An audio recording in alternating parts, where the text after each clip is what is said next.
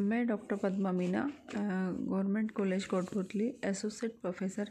आज के व्याख्यान में विद्यार्थियों में आपको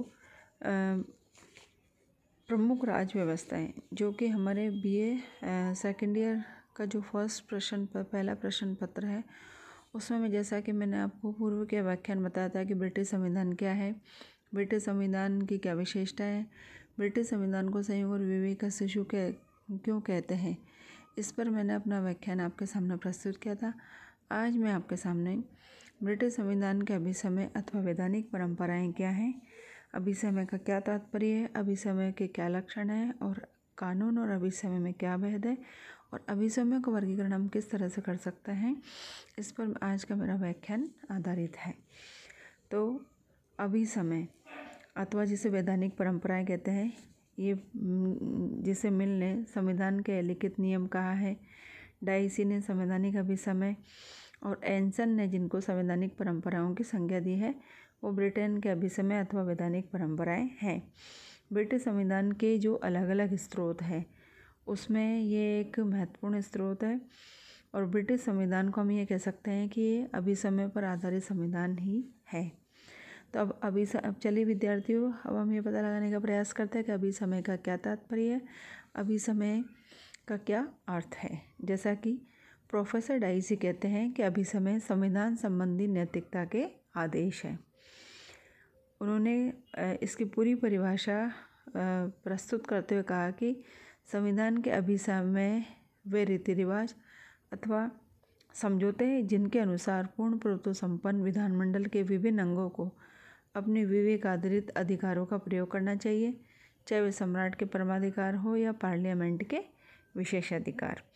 अभिसमय के क्या लक्षण हैं? तो अभिसमय के लक्षण है कि अभिसमयों का स्रोत यानी कि इनकी उत्पत्ति कहाँ से होती है, अर्थात संसद की कानून निर्मात्री शक्ति नहीं है, बल्कि ये क्या है, प्रथाएं हैं। अर्थात अभिसमय प्रथाओं पर आधारित होते हैं और ये प्रथाएं कैसी है, जब धीरे धीरे प्रयोग में आते अपनी उपयोगिता के आधार पर प्रशासन में जब ये स्थायित्व प्राप्त कर लेती है, स्टेबिलिटी प्राप्त कर लेती है, तभी उनका रूप अभिसमय में बदल जाता है। और अभिसमय के लक्षण है, दूसरा लक्षण है कि अभिसमयों का पालन कानूनी न्यायिक मान्यता के कारण नहीं किया जाता, वरन उनका पालन तो लोकमत, पारस्परिक सहमति और उपयोगिता के कारण किया जाता है। तीसरा, अभिसमयों को कानूनी या न्यायिक मान्यता प्राप्त न होने पर भी व्यवहार में अभिसमयों को कानून जैसी पवित्रता प्राप्त होती है और उनका कानून के समान ही पालन किया जाता है। अब हम ये पता लगाने का अब ये प्रश्न भी महत्वपूर्ण है कि कानून और अभिसमय में क्या अंतर है। तो विद्यार्थियों, अनेक अंतर, जैसे रूप के आधार पर अंतर, निर्माण के आधार पर अंतर, निश्चितता के आधार पर अंतर और स्वीकृति के आधार पर अंतर। तो सबसे पहले हम कानून और अभिसमय में रूप के आधार पर परिवर्तन का अध्ययन करते हैं। कानून लिखित रूप में होते हैं, जबकि अभिसमय अलिखित रूप में होते हैं।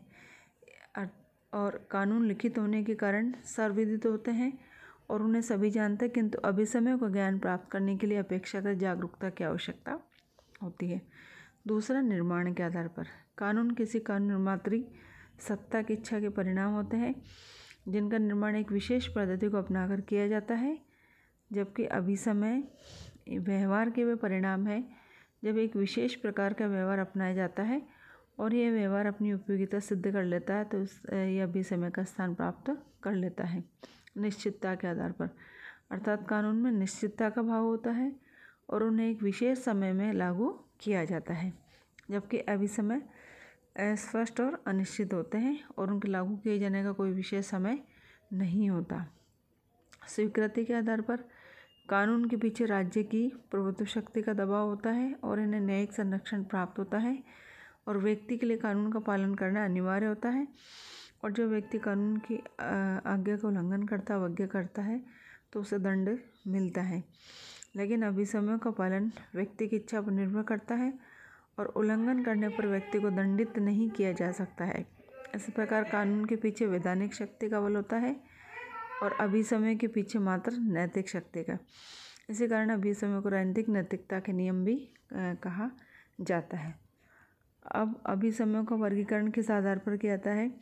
वो वर्गीकरण है जैसे कि राजपद से संबंधित अभिसमय, अर्थात सम्राट अपने मंत्रियों के परामर्श से ही कार्य करता है और सम्राट लोक सदन के बहुमत दल के नेता को प्रधानमंत्री पद ग्रहण करने के लिए आमंत्रित करता है और अभिसमय के आधार पर ही सम्राट मंत्रिमंडल की बैठक की अध्यक्षता नहीं करता है। और सिद्धांत में सम्राट को अधिकार प्राप्त है कि लोक सदन को भंग करता है, लेकिन यह परंपरा स्थापित हो गई कि सम्राट अपने इस अधिकार का प्रयोग प्रधानमंत्री के परामर्श से ही करेगा। और पदासीन प्रधानमंत्री के विरुद्ध अविश्वास का प्रस्ताव पारित हो जाने पर सम्राट विरोधी दल के नेता को प्रधानमंत्री पद ग्रहण करने के लिए आमंत्रित करता है। दूसरा, मंत्रिमंडल से संबंधित अभिसमय, अर्थात अभिसमय के अनुसार सम्राट के मंत्रियों के लिए संसद का सदस्य होना आवश्यक है और संसद में किसी महत्वपूर्ण प्रस्ताव पर पराजित हो जाने पर मंत्रिमंडल या तो त्यागपत्र दे देता है या प्रधानमंत्री सम्राट को परामर्श देता है कि उसके द्वारा लोक सदन को विघटित कर दिया जाए। और अभिसमय के अनुसार ही किसी कम महत्वपूर्ण प्रस्ताव पर लोक सदन में पराजित हो जाने पर मंत्रिमंडल के लिए पद त्याग करना आवश्यक नहीं है। और यह भी अभिसमय है कि मंत्रिमंडल सामूहिक रूप से लोक सदन के प्रति उत्तरदायी होता है। यदि लोक सदन किसी एक मंत्री के विरुद्ध अविश्वास का प्रस्ताव पारित कर दे तो भी समस्त मंत्रिमंडल को त्यागपत्र देना होता है। और प्रधानमंत्री मंत्रिमंडल के सभी सदस्यों को अपने राजनीतिक दल में से ले लेता है और अपने सहयोगियों के चुनाव में प्रधानमंत्री स्वतंत्र होता है। और विधायी प्रक्रिया और संसद के दोनों सदनों के पारस्परिक संबंधों के विषय में भी अभिसमय प्रचलित, अर्थात संसद के 2 सदन हैं, लोक सदन और लॉर्ड सभा, और यह बात अभिसमय पर आधारित है। दूसरा, सम्राट वर्ष में एक बार संसद का अधिवेशन अवश्य ही बुलाता है और संसद के प्रथम अधिवेशन से दूसरे अधिवेशन के बीच 1 वर्ष से अधिक का समय नहीं होना चाहिए। लोक सदन के अध्यक्ष के संबंध में यह परंपरा है कि अध्यक्ष पद के लिए खड़े होने के पूर्व उसे अपने राजनीतिक दल की सदस्यता से त्यागपत्र देना पड़ेगा और निर्वाचन से पूर्व लोक सदन का अध्यक्ष निर्विरोध चुन लिया जाता है और वह जब तक चाहे लोक सदन का अध्यक्ष रह सकता है। और प्रत्येक विधेयक में 3 वाचन हो चुकने के बाद ही उस पर सदन में मतदान हो सकता है। जब सरकारी पक्ष की ओर से भाषण हो चुका है तब विरोधी पक्ष की ओर से एक भाषण होता है और वस्तुतः सम्राट के विरोधी पक्ष का समस्त विचार अभिसमय का ही परिणाम है। इसी तरह लोक प्रभुत्व के सिद्धांत पर भी अभिसमय आधारित है